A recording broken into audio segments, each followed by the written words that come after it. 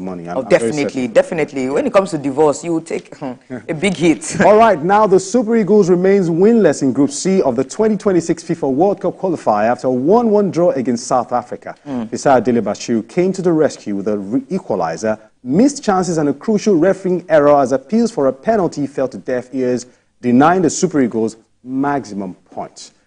TVC, well, I've got my very, very interesting guest standing by on Zoom. Ibukun Aloko is a football podcaster. Ibukun, can we clearly have you now quickly? All right. Ibukun, how are you doing this morning?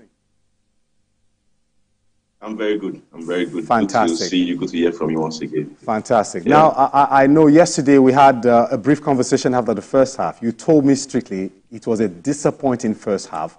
So I could imagine what rage you're coming with this morning. And so many people are already, trying to blame Finidi George. I feel it's too early. This is his first game. And this is the first time he's assembling players for a very competitive encounter. Why don't we just cut him some slack and see where he's going with the vision he's got for the team? So what's your standpoint from everything you saw yesterday? Well, the pressure that comes with the national team coach, I think that's why they are being paid about 40 to 45 million naira every month. It's more like you are not doing the job alone. You have, Nigerians, they are always telling you what to do. And I think Finidi coming out to say that we should allow himself and the assistant do their job is to show you that other coaches have also been under immense pressure. I think Finidi can only talk because maybe he's an indigenous coach. He's someone who has played for Nigeria. He knows that he's part of us. He is our own. Maybe the communication will be easier compared to the foreign managers. But I think yesterday, don't forget, the whole of AFCON, we played more like a 3 at the back, 3-5-2 or thereabout. And we had to go back to the 4 back line, which for me, I think some of these players might not be used on the national side again. I think Semi Ajayi was part of the setup at AFCON. Calvin Bassey as well, Osai, Bright, and the rest of these guys. But that's not enough excuse for them to have a terrible first half show in front of your own fan base. In fact, the guys in Uyo, they came in all out for the Super Eagles of Nigeria. And the second half wasn't really, good as expected as well. But I think they upped, the pressure on South Africa and they got that goal. But I think, Mark, for me, generally, it's still a very long way in the World Cup qualifiers. Just 3 games already. We have one on Monday. I think Nigeria should be patient with Finidi George. It wasn't like as if we lost yesterday. It was just more like a draw, and I think it's a fair result. We'll have won that game if there was a VAR call in that game yesterday for a foul against what's his name again, Ademola Lookman. But you know what it is? It's what it is. When you don't take your chances and you don't score it, you get to be punished as well. All right, now I understand that we are actually at a crossroad at the moment because yesterday's game we were condemned to win that match to avoid putting ourselves through unnecessary pressure. Now, from the setup you saw yesterday, I understand. Sometimes you think these players, because of international duties, coming back to the national team, could have actually told on their fatigue, their fitness. And did you see any form of did you think the seriousness was on the part of the fact that they've gone through a hectic club period, and that's why they didn't really put up that energy that was needed yesterday? Well, if you ask yourself, how many Nigerians start more like week in, week out for their club side, play a lot of games in the Super Eagles setup? I think we really cannot mention maybe 10, maybe 9 or thereabout. I think that's not enough excuse. Players like Boniface he's been injured almost all through the season, came back at the end of the season, which I thought the coach would have given him a starting bet, to be honest, because this was one of the guys that got to the camp so early. He prepared so well for this game, and I was very surprised that I didn't get a starting bet.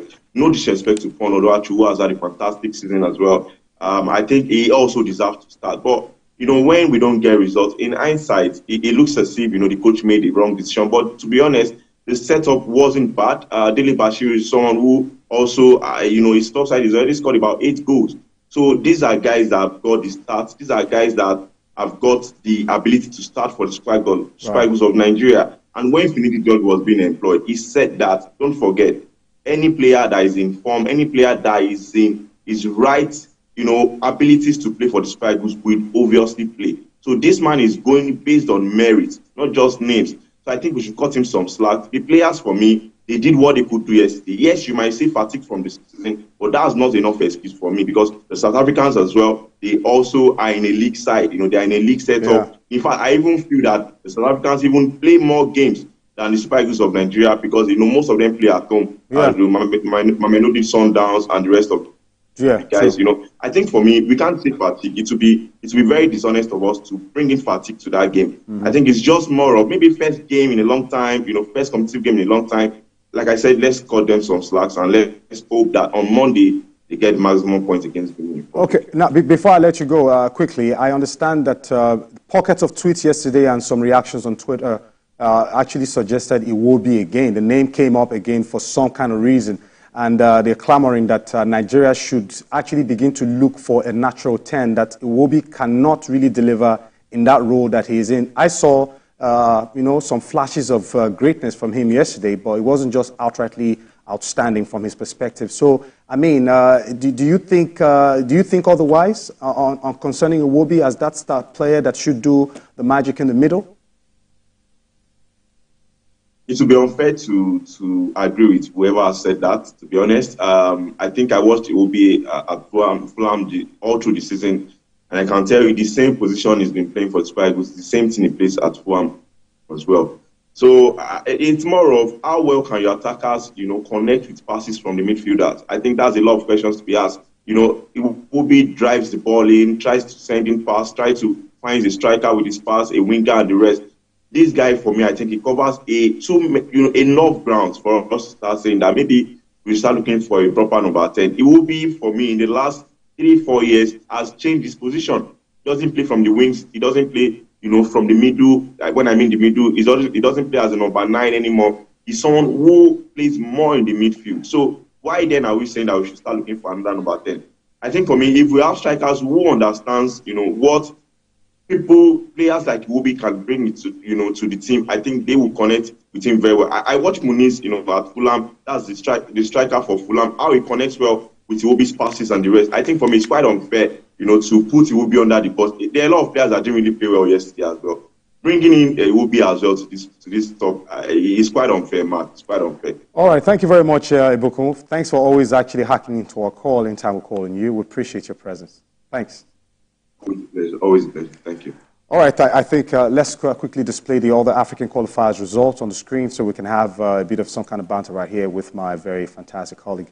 All right, we have the Guinea-Bissau against Ethiopia ended in a goalless draw. Egypt defeated Burkina Faso 2-1. Mauritania were defeated at home by Sudan. Senegal 1-1 against DR Congo. Benin defeated Rwanda by a lone goal. Libya defeated Mauritius by 2-1. Algeria suffered a home defeat against Guinea by 2-1. Malawi 3-1 against Sao Tome and Principe. And of course, Mali also suffered a home defeat against Ghana. Ghana actually ran away with that victory.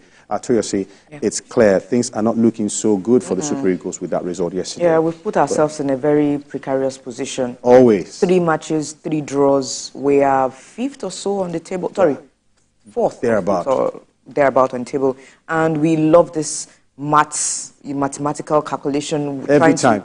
Trying to lean on another team or another country to do us a favor so that we can bump forward and all of those things. It's tiring. I know. And when you look at, I don't want to say we have great players, fantastic players, all right? But we have decent players. We have average players that they can do the job. They are effective enough to do the job. When you look at the crop of players we have in Africa, I think Nigeria has the most talents when you look at the squad. You talk of Boniface, who had a fantastic season with Bayern Leverkusen. Talk of Ademola Lookman, the first African to score a hat-trick in the Europa League. So what's going on? Wow. Like, what is going on? Iwobi, I'm glad Aluko mentioned that. I don't think Iwobi should be singled out. I'm one person who always criticized Iwobi, but yesterday he had a decent game. He was there to pick up the pieces, the loose ball. He was just doing his job. Cleaning up. He provided the assist for Dele Bashiru. And a very, very well-taken goal at the same time, too.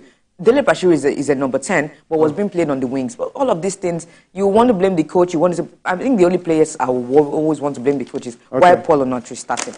All right, well, Chelsea have signed full-up defender Tosin Adarabioyo on a free transfer with the 20-year-old joining the Blues on a 4-year deal. Chelsea will hope the towering defender can help improve their record in both attacking and defensive set pieces. Adarabioyo's arrival could accelerate the departure of Chelsea Academy defender Trevor Chalobah, who is available for sale this summer. You said Chelsea have started again. You said they have started again. This guy is academy for Manchester City. All right, thank you. Thank you very much. That's the much we can take on Sports Update this morning. Of course, I'll be leaving it here for my colleagues to take it home. Stay tuned.